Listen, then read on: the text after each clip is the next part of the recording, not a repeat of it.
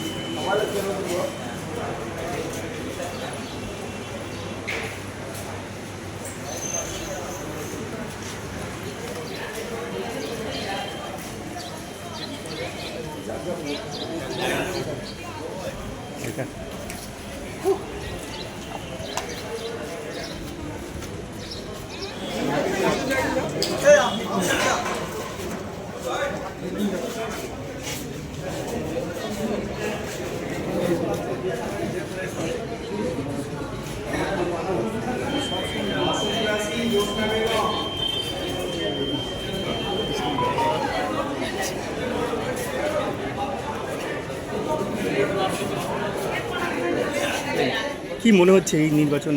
দেখুন, আমি চাইব সারাদিন শান্তিপূর্ণ নির্বাচন হোক।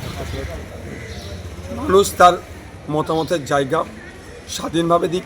মানুষ যাকে চাইবে, সংখ্যাগরিষ্ঠ মানুষ যাকে চাইবে সে পার্লামেন্টে যাবে। কিন্তু ভোট নিয়ে হানাহানি হবে না আশা করব। নির্বাচন কমিশন সেটা ইনশিওর করবে প্রতিটা মানুষ যাতে সুষ্ঠুভাবে ভোট দিতে পারে। আমি আসলাম, সুষ্ঠুভাবে ভোট দিলাম। আমার ভোট অবশ্যই খামচিহ্নের পক্ষে গিয়েছে। আপনার কি মনে হচ্ছে যে আইএসএফ একটা বলছে জোট না হয়ে একটা দুর্বল জায়গায় পৌঁছে গেছে, আইএসএফের সেই শক্তি নাকি নেই? আপনি কি মনে? সারা রাজ্যে মানুষ বিকল্পের ভাবনাতে এগিয়ে আসছে, আইএসএফের পাশে ছুটে আসছে।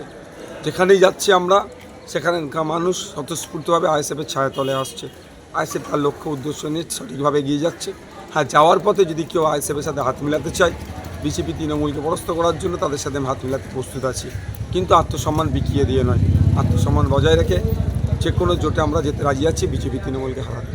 বর্তমানে এই রাজ্যের আপনার ইলেকশন চলছে, এখানে কেউ হাত বাড়ায়নি।